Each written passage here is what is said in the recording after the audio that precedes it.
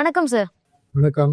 SEBI சமீபத்துல mutual fund regulations எல்லாம் ஒரு சில மாற்றங்கள் கொண்டு வர போறோம். சொல்யூஷன் ஓரியன்டட் ஃபண்ட்ஸ் எல்லாம் க்ளோஸ் பண்ண போறோம் அப்படிங்கிற மாதிரி ஒரு அறிவிப்பு வெளியிட்டிருந்தாங்க. புதுசா லைஃப் சைக்கிள் ஃபண்ட்ஸை இன்ட்ரோடியூஸ் பண்ண போறதாவும் சொல்றாங்க. இது டீட்டெயிலா நம்ம பேசுறதுக்கு முன்னாடி மியூச்சுவல் ஃபண்ட் இண்டஸ்ட்ரியில இந்த மாதிரியான ஒரு ரெகுலேஷன் சேஞ்சஸ் எல்லாம் ரொம்ப நீட் இருக்கா சார்? டெஃபினட்டா. ஏன்னா கஸ்டமருக்கு ஒரு கிளாரிட்டி, இந்த ஃபண்ட்னா இப்போ என்ன பண்ணும் அப்படிங்கிறது நிறைய ஒரு கிரே ஏரியா மாதிரி இருந்தது. ஸோ அதனால இந்த செபி ரெகுலேஷன்ஸ் எல்லாமே அந்த இன்வெஸ்டருக்கு கிளியரா ஃபண்ட் மேனேஜ்மெண்ட் டீம் என்ன பண்ண போறாங்க, எப்படி பண்ண போறாங்க அப்படின்னு தெரிவிக்கிறதுக்காக அது ஓவர் பீரியட் ஆஃப் டைம் அதை இம்ப்ரூவ் பண்ணிட்டே இருக்காங்க. இது ஒரு நெக்ஸ்ட் ஸ்டெப். அதுல இப்போ இவங்க ப்ரப்போஸ் பண்ற மாதிரி சொல்யூஷன் ஓரியன்டட் ஃபண்ட்ஸ் எல்லாம், ரிட்டையர்மெண்ட் ஃபண்ட், சில்ட்ரன்ஸ் ஃபண்ட் இதெல்லாம் க்ளோஸ் பண்றோம் அப்படின்னு சொல்றாங்க. இதை க்ளோஸ் பண்ணிட்டு புதுசா லைஃப் சைக்கிள் ஃபண்ட்ஸ் அப்படின்னு இன்ட்ரடியூஸ் பண்ண போறோம்னு சொல்றாங்க. ஸோ இந்த ஃபண்ட் எப்படி ஒர்க் ஆக போகுது? கம்பேரிட்டிவ்லி சொல்யூஷன் ஓரியன்டட் ஃபண்டோட இது எப்படி டிஃபரெண்டா இருக்க போகுது சார்? டிஃப்ரெண்டா இருக்கணும்னு அவசியம் இல்லை. ஏன்னா சொல்யூஷன் ஃபண்ட்ஸை இப்போ க்ளோஸ் பண்ணிட்டாங்க.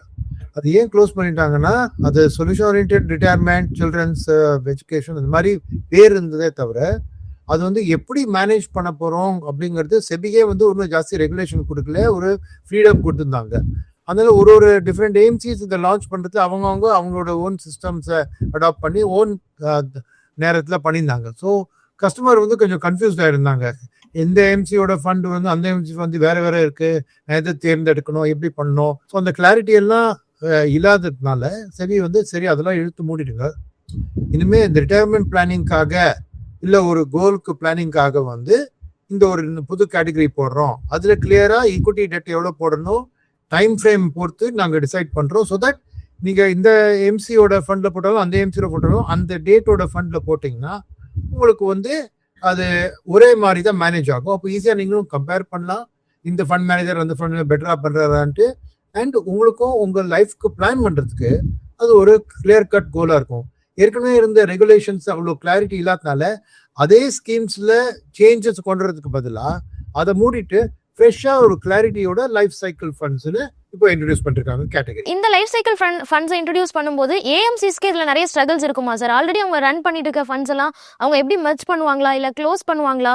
அவங்க இதை எப்படி ஹேண்டில் பண்ணணும்னு செபி அவங்களுக்கு ரெகுலேஷன்ஸ் கொடுத்துருக்காங்களா சார்? ஆல்ரெடி கொடுத்துட்டாங்க. எல்லாமே இழுத்து மூடணும். 6 மாதம் டைம் கொடுத்துருக்காங்க. அண்ட் அது அவங்க 2 சாய்ஸ் இருக்கு. ஈச் ஏஎம்சிக்கு 6 லைஃப் சைக்கிள் ஃபண்ட் லான்ச் பண்ணலான்னு அனுமதி கொடுத்துருக்காங்க. ஸோ 6னா எல்லாமே ஒரு டேட் ஸ்பெசிஃபிக். ஸோ 2030, 2035, 2045 அந்த மாதிரி டேட் போட்டுட்டு நீங்கள் லான்ச் பண்ணலாம். 6 டேட் நீங்கள் தேர்ந்தெடுங்க ஆஸ் அன் ஏஎம்சி சொல்லிட்டாங்க. 50 ஏஎம்சி இருக்கு. ஸோ கிட்டத்தட்ட 300 டேட் வந்துடும் உங்களுக்கு. ரைட்டா? எப்படின்னு எல்லாரும் வேற வேற டேட்ஸ் போட்டாங்க. ஸோ இப்போ எக்ஸிஸ்டிங் ஃபண்டு க்ளோஸ் பண்ணிடணும். அதை நீங்க ஐதர் புது லைஃப் சைக்கிள் ஃபண்ட் லான்ச் பண்ணிட்டு இதுக்கு ஷிஃப்ட் பண்றேன்னு சொல்லலாம். இல்லை நீங்க லைஃப் சைக்கிள் ஃபண்ட் லான்ச் பண்ணலையா, அது ஏதாவது ஒரு எக்ஸிஸ்டிங் ஸ்கீம்ல நீங்க மர்ஜ் பண்ணி, பட் கஸ்டமருக்கு ஒரு ஆப்ஷன் கொடுக்கணும், அது நோட்டீஸ் கொடுக்கணும். இந்த மாதிரி இந்த ஃபண்டு செபி ரூல்ஸ் படி நாங்கள் மூடுறோன்ட்டு. அண்ட் அவருக்கு 30 நாள் டைம் இருக்கு. அதாவது அந்த 30 நாள் இல்லை, நீங்க புதுசா போடுற ஃபண்ட்ல எனக்கு இஷ்டம் இல்லை, எனக்கு என் பணத்தை திருப்பி கொடுத்துருக்கான்னு சொன்னா வித்வுட் எக்ஸிட் லோட் அது பண்ண உங்களுக்கு திருப்பி கொடுத்துருவாங்க. ஸோ இல்லைன்னா மர்ஜ் பண்ணுவாங்க. அது each AMC has to decide அவங்க எப்படி அதை ஹேண்டில் பண்ண போறாங்க. அதை பேஸ் பண்ணி நீங்க சாய்ஸ் எக்ஸசைஸ் பண்ணலாம். கஸ்டமர்ஸ்க்கு என்னதான் ஆப்ஷன்ஸ் கொடுத்தாலும் அவங்க இவ்வளோ நாள் ஒரு பிளானோட இதில் இன்வெஸ்ட் பண்ணிட்டு இருந்திருப்பாங்க. இப்போ அதில் சேஞ்சஸ் வருது அப்படிங்கும்போது இன்வெஸ்டருக்கு இதனால எதுவும் லாஸ் இல்லையா சார்? இது லாஸ் இல்லை. பிகாஸ் இப்போ லெட்ஸ் சே நீங்க ஒரு 15 வருஷம் கழிச்சு ஒரு கோல் 2040 வருஷம்க்கு ஒரு ரிட்டையர்மெண்ட் ஃபண்ட்ல போட்டுருந்தீங்க வச்சுக்கோங்க. இப்போ அதில் எஸ்ஐபி ஆரம்பிச்சிருப்பீங்க, அது கொஞ்சம் லம்சமும் போட்டிருப்பீங்க. இப்போ உங்களுக்கு அதே 2040 உங்களோட பிளான்லயே ஏதாவது ஒரு ஏஎம்சி ஒரு ஃபண்ட் லான்ச் பண்ணுவாங்க. ஸோ அந்த ஃபண்ட்ல நீங்க உங்க எஸ்ஐபி ஆரம்பிக்கலாம். அந்த லம் சமயத்துக்கு அதில் ஷிஃப்ட் பண்ணலாமே. ஸோ என்ன டேட்டுக்கும் எல்லாத்துக்கும் ஆப்ஷன்ஸ் நிறைய வரும். ஸோ அதனால எனக்கு தெரிஞ்சு கஸ்டமருக்கு இதில் எந்த லாஸும் வராது. எக்ஸிட் லோட் இல்லாமலும் அவங்க இது பண்றாங்க. ஸோ அதனால உங்களுக்கு என்ன லாஸ் வர வாய்ப்பு இல்லையே. இப்போ இந்த நியூ லைஃப் சைக்கிள் ஃபண்ட்ஸ் அப்படின்னு இன்ட்ரோடியூஸ் பண்ணும்போது ஈக்விட்டி அண்ட் டெட் இந்த அலோகேஷன்ஸ்ல ஏதாவது சேஞ்சஸ் வருமா சார்? டெஃபினட்டாமா. பிகாஸ் அவங்க என்ன சொல்றாங்கன்னா, ரொம்ப லாங் டென்யூர் இருந்ததுன்னா அப் டு 95% ஈக்விட்டி போடலாம். ஷார்ட் டென்யூர் இருந்தா நீங்க 5 to 10% தான் 5 to 20% தான் ஈக்விட்டி போடலாம். ரூல்ஸ் என்னன்னா 15 to 30 years பாக்கி இருந்ததுன்னா, ஸோ 15 years தான் இன்னைக்கு 2026 இல்லையா? 2026 2041 2056 அந்த டேட் மெச்சூரிட்டி உள்ள லைஃப் சைக்கிள் ஃபண்ட்ஸுக்கு நீங்கள் ஈக்விட்டி வந்து 65லேருந்து 95% உங்களுக்கு ஃப்ளெக்சிபிலிட்டி, மினிமம் 65, மேக்ஸிமம் 95 கொடுக்கலாம். பட் இதே சமயத்தில் இப்போ if you launch a fund which is 1 year தான் இருக்குது. 1 year இப்போ லான்ச் பண்ண முடியாது. ஏன்னா லான்ச் பண்ணால் மினிமம் 5 years லான்ச் பண்ணணும், ரைட்டா? ஸோ 5 years போட்டிங்கன்னா 5 years to 10 years மெச்சூரிட்டியில் பார்த்தீங்கன்னா 50 to 65% ஈக்விட்டி போடலாம், அதுக்கு மேலே போடக்கூடாது. ஸோ இப்போ யாராவது ஒரு 2031 ஃபண்ட் லான்ச் பண்ணாங்கன்னா அது ஸ்ட்ரெயிட்வே வந்து பார்த்தீங்கன்னா மேக்ஸிமம் உங்களுக்கு 65% தான் ஈக்விட்டி வச்சுக்கலாம், பட் மினிமம் 50% ஈக்விட்டியில் வச்சாகணும். ஸோ இந்த மாதிரி கிளியர் கட்டாக ரூல்ஸ் கொடுத்துருவோம். ஸோ 2041 ஃபண்டுன்னா உங்களுக்கே தெரியும். பட் இதே இந்த 2041 ஃபண்டில் ஒரு 4 வருஷம் கழிச்சு நீங்கள் இன்வெஸ்ட் பண்ணீங்கன்னா அதுக்கு 1 year தான் பாக்கி இருக்கும் இல்லையா, 1 year. அப்போ வந்து அதுக்கு வந்து 5-20% தான். ஸோ உங்களுக்கு ஒரு கிளியர் கட்டாக உங்கள் கோல்ஸ் படி நீங்கள் 2041 ரிட்டையர் ஆக போறீங்கன்னு இங்கே வச்சுக்கோங்க. அந்த ரிட்டையர்மெண்ட்டுக்கு நெருங்க உங்களோட ஈக்விட்டி காம்பனண்ட்டை கம்மி பண்ணிட்டு டெட் காம்பனண்ட்டை வளர்க்கணும் தான் எண்ணம். நீங்களும் அதில் வந்து அதில் சேர்ந்துட்டீங்கன்னா அந்த மாதிரி ஃபண்டில் லான்ச் பண்ணிக்கலாம், இன்வெஸ்ட் பண்ணிக்கலாம். பொதுவாகவே மியூச்சுவல் ஃபண்ட்ஸ்ல இல்ல வந்து மார்க்கெட் ரிலேட்டட் இன்வெஸ்ட்மெண்ட்ல பண்ணும்போது நமக்கு லிக்விடிட்டி இருக்கும், நீங்க வேணுங்கிறப்போ பணத்தை ரீடம் பண்ணிடலாம், உங்களுக்கு ஒரு T+2 days வரைக்கும் டைம் எடுத்தாலும் உங்களுக்கு கிடைச்சிரும் அப்படின்னு சொல்லுவாங்க. ஆனா இந்த மாதிரி லாக்இன் பீரியடோட ஃபண்ட் லான்ச் பண்ணும்போது அந்த மியூச்சுவல் ஃபண்ட் இன்வெஸ்ட்மெண்ட்டோட பர்பஸ்லேயே கொஞ்சம் ப்ராப்ளம் ஆகுது இல்லை சார்? நான் ஒத்துக்க மாட்டேன் நீங்கள் சொல்கிறத. ஒன்று வந்து இதில் வந்து எக்ஸிட் பண்ண முடியாதுன்னு இல்லை, எக்ஸிட் லோடு போட்டு பண்ணுறாங்க. ஸோ 1 yearக்குள்ளே நீங்கள் போட்டு நீங்கள் லாங் டேர்மாக பிளான் பண்ணிட்டு 1 yearல பணத்தை வெளில எடுக்கணும்னு வச்சா 3% எக்ஸிட் லோடு பே பண்ணணும். 2 yearsக்குள்ளே எடுத்தீங்கன்னா 2%, 3 வருஷம் இருந்துட்டீங்கன்னா அப்புறம் 1% தான். இன்னைக்கு எல்லா மியூச்சுவல் ஃபண்ட்லையும் 1 yearக்குள்ளேயே உங்களுக்கு 1% எக்ஸிட் லோடு இருக்கு. ஸோ இதனால உங்களுக்கு எக்ஸிட்டை நிறுத்திடல அவங்க. நீங்கள் லாங் டேர்ம் பிளானிங் தானே தவிர எமர்ஜென்சிக்கு உங்களுக்கு பணம் வேணும், உங்களால் கண்டினியூ பண்ண முடியலன்னா எக்ஸிட் லோடு பிடிச்சிட்டு வெளில வரலாம். எக்ஸிஸ்டிங் மியூச்சுவல் ஃபண்ட் மாதிரி தான் ஒன்று. ரெண்டாவது, நீங்கள் இந்த மாதிரி ஃபண்டில் ஏன் எக்ஸிட்டை பற்றி யோசிக்கணும்? ஏன்னா நீங்கள் வந்து லாங் டேர்முக்கு பிளான் பண்ணுறீங்க, திடீர்னு மனசு மாதிரி நான் ஷார்ட் டேர்ம் பண்ண போறேன்னு அந்த ஃபண்டை தூக்கி விளையாடுறதுக்கு இந்த ஃபண்டு கிடையாது இல்லையா? அப்படி இருக்கிறதுக்கு நிறைய மியூச்சுவல் ஃபண்ட் இருக்கே. ஒன்றையும் ஞாபகம் வச்சுங்க, ஒருத்தருக்கு இது ஒரு ஆப்ஷன். இப்போ நீங்கள் ரிட்டையர்மெண்ட்டுக்கு இந்த ஸ்மால் கேப் ஃபண்ட்லையும் போட்டு உங்கள் ரிட்டையர்மெண்ட் பிளான் பண்ணலாம், மிட் கேப்லையும் போட்டு ரிட்டையர்மெண்ட் பிளான் பண்ணலாம், ஃபிளெக்ஸி கேப்லையும் போடலாம். ஸோ அது தவிர இது ஒரு அடிஷனல் ஆப்ஷன் கொடுக்குறாங்க தவிர மொத்த பணத்தை தூக்கி லைஃப் சைக்கிள் பண்ணணும்னு யாருமே ரெக்கமெண்ட் பண்ணல இல்லையா? இது இன்னொரு ஆப்ஷன். ஒரு தொகை தனியாக எடுத்து வச்சு அது ரிட்டையர்மெண்ட்டுக்காக நீங்கள் வைக்கிறதுக்கு இதை தேர்ந்தெடுக்கலாம். அண்ட் அது வந்து 20 வருஷம் 30 வருஷம் நீங்கள் தேர்ந்தெடுத்துட்டா முன்னாடி எடுக்கக்கூடிய வாய்ப்பு வரக்கூடாது. ஏதாவது நீங்கள் அது ரிட்டையர்மெண்ட்டுன்னு வச்சுக்கணும் இல்லையா? அதையும் முன்னாடி எடுக்கணும்னு தோன்றுது. எஸ், எமர்ஜென்சின்னு நீங்கள் எடுக்கணும்னு தோன்றுது, அதுக்கு எக்ஸிட் லோட் வச்சு வெளில எடுத்துக்கலாம். 1% exit load normal mutual fund மாதிரி தான் இங்கேயும் சார்ஜ் பண்ண போறாங்க ஒன்ஸ் 3 years தாண்டிட்டீங்கன்னா. ஸோ இதனால என்ன நெகட்டிவ் எனக்கு புரியல. ஸோ ரிட்டையர்மெண்ட் பிளானிங் இல்லை லாங் டேர்ம் கோலுக்காக தான் இந்த மாதிரியான ஃபண்ட்ஸ் இருக்குது அப்படிங்கிறத பேசுகிறோம். அண்ட் இன்வெஸ்டர்ஸ் பொதுவாக ஃபண்ட்ஸை சூஸ் பண்ணும்போது அதோட ரிஸ்க் அப்பிடைட்டையும் கவனிக்கிறாங்கல்ல. இந்த லைஃப் சைக்கிள் ஃபண்ட் எடுத்துக்கிட்டோம் அப்படின்னா இதோட ரிஸ்க் மேனேஜ்மெண்ட்லாம் எப்படி இருக்கும் சார்? இல்லை நான் என்ன சொல்றேன்னா, நீங்கள் லாங் டேர்மில் போகும்போது உங்களுக்கு ரெண்டாவது லைஃப்ல உங்களுக்கு ஒரு கார்பஸ் வேணும். ஸோ இந்த ரிஸ்க்குங்கிற மேட்டரே வராது. ஃபண்ட் மேனேஜர் ரிஸ்க் மேனேஜ்மெண்ட் பண்ணுறது வேற விஷயம். பட் உங்களுக்கு இதில் என்ன, உங்கள் லாங் டேர்ம் ஃபியூச்சருக்கு ஹை ஈக்விட்டி காம்பனண்ட் வச்சுட்டு லாங் டேர்மில் ஈக்விட்டி மார்க்கெட் நல்ல ரிட்டர்ன் கொடுக்குங்கிற நம்பிக்கையில் தான் போடுறீங்க. ஸோ அதுக்கு மேலே இதில் வந்து ரிஸ்க் மேனேஜர் ஃபண்ட் மேனேஜர் கையில் விட்டுருங்க. ஸ்மால் கேப்ல எவ்வளோ போடுவார், மிட் கேப்ல எவ்வளோ போடுவார், அது அவரோட எக்ஸ்பீரியன்ஸ், அது பார்த்துக்கிட்டோம் அவர். நீங்கள் அதை பற்றி கவலை பண்ண வேண்டிய அவசியமே இல்லை. இது வந்து லாங் டேர்ம் பிளானிங்காக, லாங் டேர்ம் பிளானிங்ல என்ன கன்சர்வேட்டிவ் இருந்தாலும் உங்களுக்கு இன்ஃப்ளேஷன் உங்க பணத்தை பாதிக்கிறது இல்லையா? ஸோ நாளைக்கு அந்த இன்ஃப்ளேஷனை பீட் பண்ணோம்னா ஈக்விட்டி தான் அந்த இன்ஃப்ளேஷனை பீட் பண்ணுறதுக்கூட லாங் டேர்ம்ல தகுதி இருக்கு. அதனால தான் லாங்கர் டென்யூர் 15 வருஷத்துக்கு மேலே இருந்தால் அப் டு 95% இந்த ஈக்விட்டி போடலாம் ஃபண்ட் மேனேஜர்னு அனுமதி கொடுத்துருக்காங்க. நீங்களும் அதை பெனிஃபிட் எடுத்துருந்தானே இந்த ஃபண்டில் போகணும். உங்களுக்கு அப்படி கன்சர்வேட்டிவாக இருந்தது, அந்த ரிஸ்க் ஈக்விட்டி ரிஸ்கே வேணான்னு சொன்னால் ஏன் இதில் போடுறீங்க? இருக்கு, உங்களுக்கு ஹைபிரிட் ஃபண்ட்ஸ் இருக்கு, லிக்விட் ஃபண்ட்ஸ் இருக்கு, பேங்க் டெபாசிட் இருக்கு, எதுல வேணா போட்டுங்களேன். ஈக்விட்டி மார்க்கெட்டே ஒரு ரிஸ்க் ஓரியன்டட் மார்க்கெட் தான். அது லாங்கர் டேர்ம்ல இருந்தால் உங்களுக்கு நல்ல ரிட்டர்ன் கிடைக்கும், ரிஸ்க் தாண்டி அது ரிட்டர்ன் கிடைக்குங்கிற நம்பிக்கை தான் ஹோல் மார்க்கெட்டே இருக்கு. ஸோ அதனால நீங்க வந்து என்னோட ரிஸ்க் கேபிட்டேட் கம்மி அதெல்லாம் இதுல போடலாமான்னு யோசிக்கவே கூடாது. இது உங்க லாங் டேர்ம் பிளானிங்காக ஒரு ஃபண்டு. ஸோ அதுல வந்து நீங்க ரிஸ்க் எடுத்தாதான் ரிவார்டு கிடைக்கும். மியூச்சுவல் ஃபண்ட்ஸ் மட்டும் இல்லாமல் மார்க்கெட் ரிலேட்டட் இன்வெஸ்ட்மெண்ட்ஸுக்குள்ளே செபி அடுத்தடுத்து நிறைய ரெகுலேஷன்ஸ் கொண்டு வந்துட்டே இருக்காங்க. ஸோ இந்த மாதிரியான ஒரு நடவடிக்கைனால இன்னும் அதிகமான மக்கள் பங்குச்சந்தை சார்ந்த முதலீடுகளுக்கு வருவாங்க அப்படின்னு எதிர்பார்க்கலாமா? செபியோட மோட்டிவ் என்ன சார்? ஒரு கிளாரிட்டி அண்ட் டிரான்ஸ்பர். இன்னைக்கு ஏன் வந்து மியூச்சுவல் ஃபண்ட் பெனிட்ரேஷன் நாட்டில் வந்து அந்த அதிகமாக இல்லை. இன்னமும் பார்த்தீங்கன்னா 5-6 கோடி மக்களுக்கு கீழே தான் யூனிக்காக மியூச்சுவல் ஃபண்டில் இன்வெஸ்ட் பண்ணிருக்காங்க. 140 கோடி நம்மளோட population. So penetration mutual fund ரொம்ப கம்மியாக தான் இருக்குது. ஸோ அது ஏன் கம்மியாக இருக்குன்னு யோசிச்சீங்கன்னா, ஒன்று வந்து ஈக்விட்டி மார்க்கெட் சேர்ந்தது ரொம்ப ரிஸ்க்கு, வாலட்டாலிட்டி, அந்த ஒரு பயம். அப்போ நான் பணத்தை கொடுத்தேன்னா அந்த பணத்துக்கு என்ன பண்ண போறான்னு எனக்கு தெரியல. ஏன்னா பேங்க் டெபாசிட்ல கேரண்டீடா ஒரு வட்டி கொடுத்துருவாங்க. இது அவன் என்ன பண்ண போறான், என்ன ரிட்டர்ன் கொடுக்க போறான், எப்படி பண்ண போறான் எனக்கு ஒன்றும் தெரியல. அப்படிங்கிற ஒரு அன்சர்டன்டி இருக்கிறதுனால தான் நிறைய பேர் வந்து அந்த அளவுக்கு மியூச்சுவல் ஃபண்டோ ஈக்விட்டிலோ இன்வெஸ்ட் பண்ணல. ஸோ செபியோட முயற்சி என்னன்னா, கிளாரிட்டி கொடுக்கறதுக்கு இன்வெஸ்டருக்கு இந்த பணத்தை எடுத்தா இந்த ஃபண்ட்ல கேட்டகரைசேஷன்ல ஸ்மால் கேப்னா 60% ஸ்மால் கேப் ஸ்டாக்ல இருக்கும், லார்ஜ் கேப் ஃபண்ட்னா 80% லார்ஜ் கேப்ல இருக்கும், ஹைபிரிட் ஃபண்ட்னா இப்படி இருக்கும். அந்த ஒரு கிளாரிட்டியை கொடுக்குறாங்க. ஸோ அந்த கிளாரிட்டியை புரிஞ்சா மக்களுக்கு அதை ஈஸியா புரிஞ்சுக்கிறது. ஸோ அந்த கிளாரிட்டி, அந்த டிரான்ஸ்பரன்சி, எப்படி பணத்தை மேனேஜ் பண்ணுவான் என்ன, இதெல்லாம் வந்து ஒரு இன்வெஸ்டர் எஜுகேஷன் தரல இந்த ஒரு இன்ஃபர்மேஷனை கொடுக்க வேண்டியது செபியோட பொறுப்பு. அண்ட் அதை தான் அவங்க செய்யறாங்க. பட் எந்த அளவுக்கு ஃபிளெக்சிபிலிட்டி ஃபண்ட் மேனேஜ்மெண்ட்க்கு கொடுத்துருவாங்க, அந்த அளவுக்கு அவங்க பல விதவிதமான ஃபண்ட் மேனேஜ்மெண்ட் ஸ்டைல், இது வேல்யூ ஃபண்ட், மொமெண்டம் ஃபண்ட், இது மாதிரி பண்றதுனால திருப்பி கன்ஃபியூஷன் வருது. ஸோ செபியோட முயற்சி என்ன, கண்டினியூஸா அந்த கன்ஃபியூஷனை குறைச்சு ஒரு கிளாரிட்டி, ஒரு டிரான்ஸ்பரன்சி ஏத்திட்டு காஸ்டையும் கம்மி பண்ணு. ஏன்னா ஃபண்ட் சைஸ் ஏறினா அந்த காஸ்ட் கம்மி பண்றது. இது எல்லாம் வச்சு ஒரு இன்வெஸ்டரோட ஈக்விட்டி மார்க்கெட்ல ஒரு அவேர்னஸ், ஒரு பெனிட்ரேஷன் இம்ப்ரூவ் பண்றதுக்கு தான் பண்றாங்க. அது இன்வெஸ்டருக்கு எஜுகேஷனுக்கு செப்பரேட்டா அவங்க வந்து மியூச்சுவல் ஃபண்ட்ஸ் எல்லாம் ஒரு பேசிஸ் பாயிண்ட்ஸ் ஒதுக்கி இன்வெஸ்டர் எஜுகேஷன் இதுக்கான செலவு பண்ணணும்னு கட்டாயம் பண்ணியிருக்காங்க. இன்னொரு ஒரு பேசிஸ் பாயிண்ட்ஸ் அவங்க எல்லாம் ஆம்ஃபீட்டை கொடுத்து, ஆம்ஃபியும் நிறைய மியூச்சுவல் ஃபண்ட் செய்யுங்க அப்படின்னு நீங்க டிவி இதெல்லாம் கேம்பெயின்ஸ் பண்றது பாக்குறீங்க. ஸோ செபியோட என்னன்னா, first mutual fund penetration improve ஆகணும் மக்களுக்கு. ஆனா அது ஒரு கிளாரிட்டி, சும்மா ஒரு கேம்லிங் மாதிரி யோசிக்காம, சும்மா ஒரு நல்ல பாஸ்ட் ரிட்டர்ன்ஸை பார்த்துட்டு போகாம, தன்னோட லைஃபோட கோல்ஸுக்கு அட்ஜஸ்ட் பண்ணி அந்த ஃபண்டை சூஸ் பண்ணி, அந்த ஃபண்ட் மேனேஜரையும் அந்த ஃபண்டுக்கு என்ன தேவையோ அதுபடி மேனேஜ் பண்றதை கம்யூனிகேட் கிளியரா பண்ணி, and cost of fund size ஏற ஏற அதோட காஸ்ட் குறைச்சு, இது எல்லாமே ஒரு ப்ரோ இன்வெஸ்டர் ஸ்டெப்ஸ் தான் செபி கண்டினியூஸா எடுத்துருக்காங்க. இது வந்து பர்ஃபெக்ஷன் அச்சீவ்டு, இதுக்கு மேல சேஞ்சஸ் வராது அப்படின்னு சொல்ல முடியாது. ஏன்னா இது கண்டினியூஸ் ப்ராசஸ். நிறைய ஃபண்ட் ஹவுசஸ் வர வர நிறைய ஃபண்ட் லான்ச் ஆக அந்த கன்ஃபியூஷன் ஏற வாய்ப்பு இருக்கு.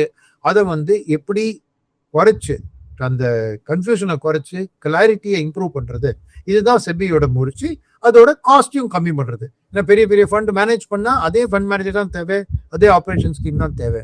ஸோ அதிகமா ஃபண்ட் சைஸ் ஏற்றினா அதுக்கான சார்ஜை வந்து கம்மி பண்ணிட்டு மக்களுக்கு ஒரு பெனிஃபிட் கொடுக்கறது தான் முயற்சி பண்ணுவாங்க. ஸோ டெஃபினட்டா இந்த சேஞ்சஸ் எல்லாம் ஒரு ப்ரோ இன்வெஸ்டர் சேஞ்சஸ் தான். அண்ட் இது வந்து முடிஞ்சதுன்னு சொல்ல முடியாது. இதை கண்டினியூஸா அதை ஸ்டடி பண்ணிட்டே இருப்பாங்க. ஏதாவது மிஸ் செல்லிங்கு, மேல் ப்ராக்டிசஸ், ஃபண்ட் மேனேஜ்மெண்ட்ல கன்ஃபியூஷன், இது ஒன்று சொல்லிட்டு இன்னொருத்தர் இன்னொன்று செய்யறது, இதெல்லாம் கர்வ் பண்ணி ஒரு ப்ராப்பரா சிஸ்டமேட்டிக்கா ரிலையபிளா கிளாரிட்டி அண்ட் டிரான்ஸ்பரன்சியோட ஒரு மியூச்சுவல் ஃபண்ட் இண்டஸ்ட்ரியை கொண்டு வரதுக்கு தான் செபியோட முயற்சி. இது வந்து ஒரு ப்ரோ இன்வெஸ்டர் நோக்கத்துல தான் பண்றாங்க அப்படின்னு சொல்றீங்க. ஆனா எக்ஸிஸ்டிங் ஃபண்ட்ஸ்ல இப்படி ஒரு ரீஷேப் பண்ணும்போது மக்களுக்கு ஆல்ரெடி நான் இன்வெஸ்ட் பண்ணிட்டு இருக்கிற மல்டி கேப்பை வந்து திடீர்னு நிறுத்திடுவாங்களா, என்னோட ஹைபிரிட் ஃபண்ட்ஸ் எல்லாம் வந்து திடீர்னு வேற எப்படியாவது மாத்திடுவாங்களா அப்படின்னு இதுவே ஒரு நெகட்டிவா மாறதுக்கும் வாய்ப்பு இருக்குல்ல சார் மக்கள் மத்தியில? வாய்ப்பு இருக்கு. பட் அதுக்கு தான் அவங்க கம்யூனிகேஷன், எதுக்காக பண்றோம் ஒரு சேஞ்சுங்கிறது கம்யூனிகேட் பண்றது முக்கியம். அண்ட் செவி எதை பண்ணிட்டு தான் இருக்காங்க. பட் இன்வெஸ்டர்ஸ் வந்து புரிஞ்சுக்கணும். சும்மா இந்த ஃபண்டை மாத்தினோன்னே என்னோட ஃபண்டையும் மாத்திடுவாங்கன்னு புரிஞ்சுக்கணும். இப்போ மல்டி கேப் ஃபண்ட் நீங்க ஒரு பேர் சொன்னீங்க. மல்டி கேப் ஃபண்டே பொதுவாக உருவாகின ஒரு ஃபண்ட் கேட்டகரி தான் இல்லையா?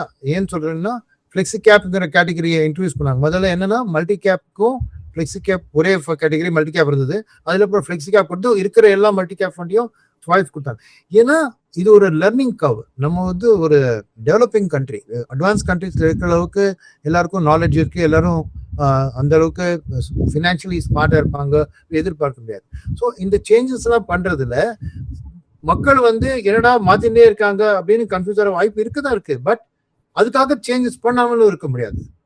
ஸோ எந்த சேஞ்ச் வந்து இன்வெஸ்டரோட நல்லதுக்காக பண்றாங்களோ அதை பண்ணிட்டு அதை வந்து சரி பாருங்க. நார்மலா இந்த சேஞ்சஸ் பண்றதுக்கு முன்னாடி ஒரு கன்சல்டேஷன் பேப்பரை இன்ட்ரடியூஸ் பண்ணுவாங்க. அந்த கன்சல்டேஷன் பேப்பர் ஒரு 2-3 மாசம் பப்ளிக் டொமைன்ல இருக்கும். பொதுமக்களும் சரி, டிஸ்ட்ரிபியூட்டரும் சரி, ஃபண்ட் மேனேஜ்மெண்ட்டும் சரி, யார் அதுல இன்ட்ரெஸ்ட் இருக்கோ அவங்க அவளோட அபிப்பிராயத்தை அதுல போட்டலாம். அதெல்லாம் அந்த அப்ஜெக்ஷன் அதெல்லாம் எதாவது இருந்ததுன்னா அதெல்லாம் எடுத்துட்டு அப்படிதான் செபி ஃபைனல் ரெகுலேஷன் போட்டுறாங்க.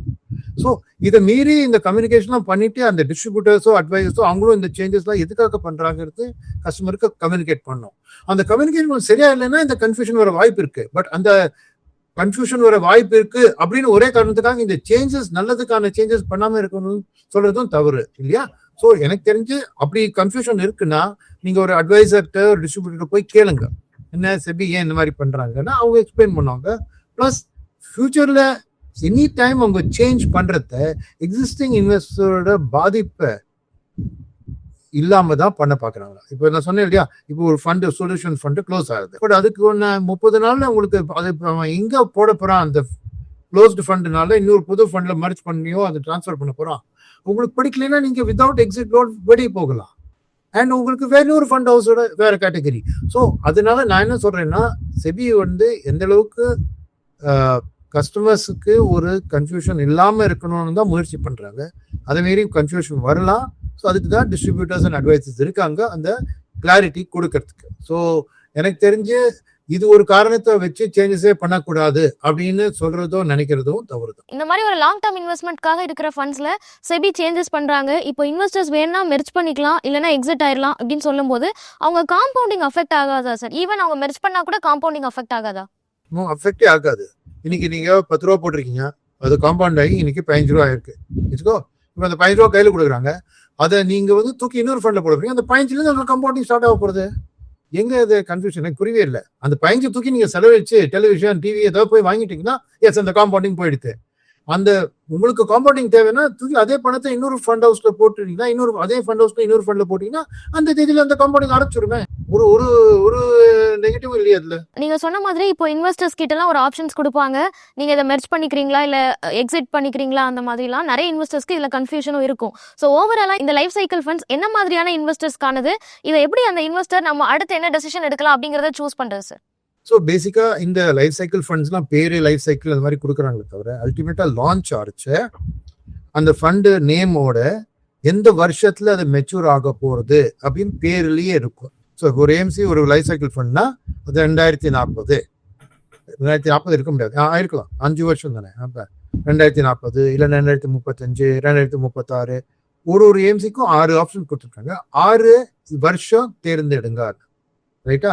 ஸோ உங்களுக்கு இண்டஸ்ட்ரியில பார்த்தீங்கன்னா இன்னிலேருந்து 5 வருஷம், ஸோ 2031 ஆரம்பிச்சு 30 வருஷம் 56 வரைக்கும் உங்களுக்கு வேரியஸ் இயர்ஸ்ல ஃபண்ட்ஸ் லான்ச் ஆகும் ஏஎம்சி இண்டஸ்ட்ரி, ரைட்டா? ஸோ நீங்க என்ன யோசிக்கணும்னா, ஓகே நான் இப்போ இன்வெஸ்ட்மெண்ட் இப்போ நான் ஆரம்பிக்க போறேன். எதுக்காக ஆரம்பிக்கிறேன்? என்னோட லைஃபோட ஒரு கோலை அச்சீவ் பண்றதுக்கு. என்னெல்லாம் கோல்ஸ் இருக்கலாம்? உங்க பையன் இப்போ ஸ்கூல்ல இருக்கலாம், உங்க காலேஜ் போனா காலேஜ் ஃபீஸ்க்காக நீங்க சேர்த்து வைக்கணும். அது இந்தியாவிலே இருக்கலாம், வெளிநாட்டுக்கு போறதுக்கும் இருக்கலாம். இல்லை உங்க பொண்ணுக்கு இந்த வயசு, அவங்க கல்யாணம் இவ்வளோ வருஷம் கழிச்சு நான் பண்றதாக இருக்கேன். அப்போ அந்த வருஷம் உங்க மனசுல இருக்கும். நான் இல்லைன்னா நான் இந்த வருஷத்தை என்னோட சூப்பர் அன்வேஷன் ஆகுது, நான் ரிட்டையர் ஆக போறேன். அதுக்கு அடுத்த மாசத்துல இருந்து எனக்கு வருமானம் தேவை, எனக்கு ஒரு கார்பஸ் வேணும், என்னோட போஸ்ட் ரிட்டையர்மெண்ட் லைஃப்க்கு பார்க்கணும். ஸோ ஒவ்வொரு நபருக்கும் ஒரு தேதி தம் மனசுல இருக்கும். அவங்க வயசை பொறுத்து இருக்கு, அவங்களோட இல்லையா ஃபேமிலி சூழ்நிலையை பொறுத்து இருக்கு, கல்யாணம் ஆகி எவ்வளோ பசங்க இருக்காங்க, அவங்களுக்கு என்ன ஃபியூச்சர்ஸ். ஸோ அந்த ஒரு பர்பஸ்க்கும், ஸோ பையனோட எஜுகேஷன் ஒரு பர்பஸ் வச்சுங்க, உதாரணத்துக்கு எடுத்துக்கிறேன். இன்னொன்று பொண்ணோட கல்யாணம், 3வது தன்னோட ரிட்டையர்மெண்ட். ஸோ இது அசியூம் பண்ணிக்கோங்க. ஒன்று 2040 இன்னிலேருந்து 15 வருஷத்துல, இன்னொன்று 2045, இன்னொன்று 2050 உதாரணம். ஸோ 3 டேட் உங்க முன்னாடி இருக்கு. 2040ல உங்க பையனை காலேஜுக்கு அனுப்பணும், 2045ல உங்க என்னபடி உங்க பொண்ணுக்கு கல்யாணம் பண்ணணும், 2050ல நீங்க ஓய்வு எடுப்பு ரிட்டையர் பண்ண முடியும்.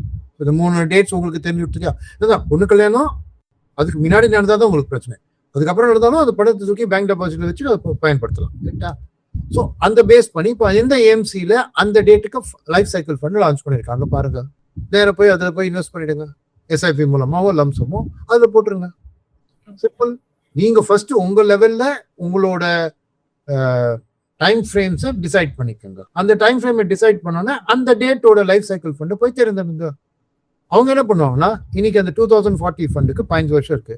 ஸோ இன்னைக்கு ஈக்விட்டி 5 to 20 95% ஈக்விட்டி இருக்கலாம். பட் வருஷம் போக போக அவங்க ஈக்குவிட்டியை குறைஞ்சிட்டே போவாங்க. 2040 நெருங்கரிச்சு 2038 வருஷத்துல இருந்து அதுல வெறும் 5-10% தான் ஈக்குவிட்டி வச்சிருப்பாங்க. ஸோ உங்களுக்கே ஆட்டோமேட்டிக்கா இப்போ ஹை ஈக்விட்டியில அந்த ஹை ரிஸ்க் ஹை ரிவார்ட்ல ரிட்டர்ன்ஸ் அந்த ரிட்டர்ன்ஸை ப்ரொடெக்ட் பண்ணிட்டு லாஸ்ட் ஸ்டேஜ்ல அந்த டெட்ல போயிட்டு டெட்ல சேஃபா போட்டுட்டு உங்களுக்கு அந்த 2045ல நீங்க இன்வெஸ்ட் பண்ண கார்பஸ் பிளஸ் ரிட்டர்ன்ஸ் உங்களுக்கு திருப்பி கொடுக்க போறாங்க. அவங்க உங்க பிஹாஃப்ல அந்த ஈக்விட்டியிலேருந்து டெட் ஈக்விட்டியை ஆரம்பிக்கிறது ஹை ஈக்விட்டி அதை குறைச்சு டெட்டை ஏற்றுறது அவங்க மாற்றிப்பாங்க. ஸோ உங்களுக்கும் நீங்க ஒரு மன குழப்பம் இல்லாம இப்போ நான் ஈக்விட்டிக்கு மாத்திரமா ஈக்விட்டிலேருந்து எடுத்து டெட்ல போடுமா அந்த கன்ஃபியூஷன் உங்க மனசுல இருந்து எடுத்துட்டு ஃபண்ட் மேனேஜர் உங்களுக்காக அதை பார்த்துக்கிறாரு. ஏன்னா எல்லாருமே அந்த ஃபண்டில் 2040 மெச்சூரிட்டி வாங்க போறாங்க. ஸோ ஒரு இன்வெஸ்டருக்கும் கன்ஃபியூஷனே கிடையாது. எல்லாருக்கும் ஒரு 2040 ஒரு கோல், அந்த கோலுக்கு பணம் வேணும். அது நெருங்கி வரைச்சு அதை டெட்டில் மாற்றி அதை சேஃபா அந்த பணத்தை உங்க கையில கொடுப்பாங்க. ஸோ ஒரு அலைன்மெண்ட் ஆஃப் பர்பஸ் இருக்கு இல்லையா? பல லட்சக்கணக்கான ஆயிரக்கணக்கான மக்களுக்கு 2040 ஒரு பண தேவைக்கு ஒரு அந்த வருஷத்துல தேவை இருக்கும். அவங்க எல்லாம் சேர்ந்து இந்த ஃபண்ட்ல போடுறதுனால நீங்க எல்லாருமே ஒரே நோக்கம் தான். உங்களுக்கு 2040 அந்த வருஷத்துல எனக்கு ஒரு தொகை வேணும். அது நீங்க என்ன தொகை வேணுங்கிறது இன்னைக்கு இருக்க கல்யாண செலவோ அதை பார்த்துட்டு அதுக்கு வருஷம் இவ்வளவு இன்ஃபிளேஷன் ஆகும்னு கம்பவுண்ட் பண்ணி பார்த்துட்டு இன்னைக்கு ஒரு கல்யாணம் செய்யறதுக்கு 50 லட்சம் வேணும்னா ஹூ நோஸ் அன்னைக்கு ரேட்ல இன்ஃபிளேஷன்ல பாத்தீங்கன்னா அது 2.5 கோடியா இருக்கலாம். ஸோ நீங்க இன்வெஸ்ட் பண்றது அந்த பணம் 2.5 கோடி எஸ்ஐபி மூலமா ஓடவர். ஸோ அதை நீங்க மனசுல வச்சுட்டு ஒரு ரஃபா ஈக்விட்டி மார்க்கெட்ல என்ன நாமினல் ஜிடிபி நாடோட நாமினல் ஜிடிபி 10-12% போகிறதுனா ஈக்விட்டி மார்க்கெட்டும் அந்த லெவலுக்கு கொஞ்சம் ஏறத்தாழ போகும். ஸோ 12% வருஷத்துல அந்த காம்பவுண்ட் பண்ணி பார்த்தீங்கன்னா அந்த கார்பஸ் வரக்கூடிய வாய்ப்பு இருக்கு. ஸோ என்ன இதுல ஏன் இந்த லாஸ்ட் 2 இயர்ஸ்ல டெட் போடுறாங்க அப்படின்னு சொல்றதுன்னா இப்போ நேற்று நடந்ததுல geo political crisis market crash ஆச்சு. 2040 ஏதாவது ஒரு geo political crisis equity market crash ஆனா இவ்வளவு வருஷத்து உங்களோட கஷ்டப்பட்டு நீங்க சேமித்த பணத்தை அந்த ஒரு வருஷம் ஏதோ ஜியோ பொலிட்டிக்கல் கிரைசிஸ் யாரோ ஒருத்தன் வாருக்கு போயிட்டு மார்க்கெட் கிராஷ் ஆகிறதுனால உங்க ஃபுல் லைஃப் சேவிங்ஸும் அதுல வேஸ்டா போயிடக்கூடாது இல்லையா? ஏன்னா டெட் மார்க்கெட்ல அந்த மாதிரி ஆகாது. இந்த மாதிரி கிரைசிஸ் ஆனா கூட கொஞ்சம் தான் அதுல இம்பாக்ட் இருக்கும். ஸோ அந்த டெட் இந்த மாதிரி ஒரு கிரைசிஸ்ல இருந்து உங்களை காப்பாத்துறது. ஸோ அதனாலதான் செபி இந்த நெருங்க டெட் காம்பனன்ட் ஏத்துங்க அப்படின்னு இந்த ஃபண்ட் மேனேஜர்ஸ்ட கிளியரா சொல்லிட்டாங்க. ஸோ ஒரு கன்ஃபியூஷனே இருக்காது, கிளியரா கிளாரிட்டி இருக்கும். தட் அந்த நீங்க என்ன கார்பஸ் நீங்க எதிர்பார்க்கணும். ஏன்னா ஈக்விட்டி மார்க்கெட் நீங்க எதிர்பார்த்த அளவுக்கு பண்ணலாம், அதோட கொஞ்சம் கம்மியா பண்ணலாம், அது ஃபியூச்சர்ல தான் தெரியும். பட் பொதுவாக ஒரு டபுள் டிஜிட் ரிட்டர்ன் ஈக்விட்டி மார்க்கெட்ல எதிர்பார்க்கிறது ஒரு லாங்கர் டேர்ம் டைம் பீரியட்ல பாஸ்ட்ல தெரிஞ்சிருக்கு. இந்த மாதிரி தான் மார்க்கெட் கொடுத்துருக்குன்னு. ஸோ எனக்கு தெரிஞ்சு இது ரொம்ப நல்ல மூவ் செபிது. ஏன்னா அந்த அலைன்மெண்ட் ஆஃப் இன்ட்ரெஸ்ட் ஆங்கிலத்தில் சொல்றேன். அதாவது இப்போ இன்னைக்கு இருக்கிற மியூச்சுவல் ஃபண்ட்ல என்ன நீங்க மல்டி கேப் ஃபண்ட் எடுத்துருக்கோம் இல்லையா? நான் போடுற மல்டி கேப் ஃபண்ட்ல எனக்கு ஒரு வருஷத்துல பணம் வேணும். இன்னொருத்தர் சொல்றாரு அதே மல்டி கேப் ஃபண்ட்ல எனக்கு 10 வருஷத்துக்கு வேணும். அந்த ஃபண்ட் மேனேஜருக்கு ஐடியாவே இல்லை எவ்வளவு பேர் 1 வருஷத்துக்கு போடுறாங்க, எவ்வளவு பேர் 10 வருஷத்துக்கு போடுறாங்க, எவ்வளவு பேர் 3 வருஷம். அவர் பொதுவா ஒரு 3-5 வருஷம் ரிட்டர்ன் கொடுக்கறதுக்கு முயற்சி பண்ணுவார். பட் நீங்களே அந்த 3-5 வருஷத்துல அந்த 1 இயர் இன்வெஸ்டர் கூட நீங்க நுழைஞ்சிருக்கலாம். ஸோ நேச்சுரலா நீங்க 1 இயர்ல மார்க்கெட்ல அது கரெக்ஷன் வந்ததுன்னா நீங்க டிசப்பாயிண்ட் ஆயிடுவீங்க. ஐயோ அது மொட்டமான ஃபண்ட் ஏன் பண்றேன்னு. ஸோ இப்போ இந்த மாதிரி ஃபண்ட்ல கன்ஃபியூஷனே இருக்காது. ஏன்னா 2040 ஃபண்ட்ல இன்னைக்கு 95% ஈக்விட்டி இருக்கும் எல்லாத்துக்கும். அவனுக்கு தெரியும் எல்லாருமே இந்த எண்ணத்தோட தான் வராங்க. ஸோ 2038 வருஷத்துல 2 வருஷம் பாக்கி இருக்குச்சு. எல்லாருக்குமே 2040 பணம் வேணுங்கிற கிளாரிட்டி ஃபண்ட் மேனேஜருக்கு இருக்கு. ஸோ அவர் கான்ஃபிடென்ட்டா அதை டெட்ல மாத்தலாம். ரைட்டா? குழப்பம் வரும்னா நீங்க அந்த 2040 யோசிச்சுட்டு ஐயோ எனக்கு 2035 பணம் வேணும். அப்போ உங்களுக்கு பெனிஃபிட்டாகவும் இருக்கலாம், வருஷம் இருக்கலாம். ஏன்னா மார்க்கெட் அந்த 2035 வரைக்கும் எப்படி பண்ணிட்டுங்கிறது இன்னைக்கு உட்காந்து சொல்ல முடியாது. ஸோ அப்போ நீங்க இந்த எக்ஸிட் லோட் 1% பணத்தை எடுத்துருவீங்க. பட் அது உங்க நல்லதுக்கு இருக்கலாம், நல்லாவும் பண்ணலாம். மார்க்கெட்டோட சிச்சுவேஷனை பொறுத்து அது உங்க ரிஸ்க். அதுக்கு ஃபண்ட் மேனேஜர் உங்களை ப்ரொடெக்ட் பண்ண முடியாது. ஏன்னா நீங்க அதை ஒரு இண்டிபெண்டன்ட் ஒரு டெசிஷன் எடுத்து நான் 2040 போட்டாலும் எனக்கு இப்போ 2030 இந்த பணம் வேணும் அப்படின்னு நீங்க அதை எக்ஸிக்யூட்டிவ் கொடுத்துட்டு வெளில எடுத்துட்டீங்கன்னா அது நீங்க பண்ற செயலுக்கு அது நீங்க தான் அனுபவிக்கணும். இந்த லைஃப் சைக்கிள் ஃபண்ட்ஸை பத்தி மக்களுக்கு நிறைய கேள்விகளும் குழப்பங்களும் இருந்திருக்கும். அதை பத்தி ரொம்ப டீட்டெயிலான எக்ஸ்பிளனேஷன்ஸ் கொடுத்துருக்கீங்க. Thank you so much sir. மேலும் ஈடி தமிழ் சேனல்ல வரப்போகும் பிசினஸ் மற்றும் அது ரிலேட்டடான வீடியோவை பார்க்க உடனே கீழே இருக்க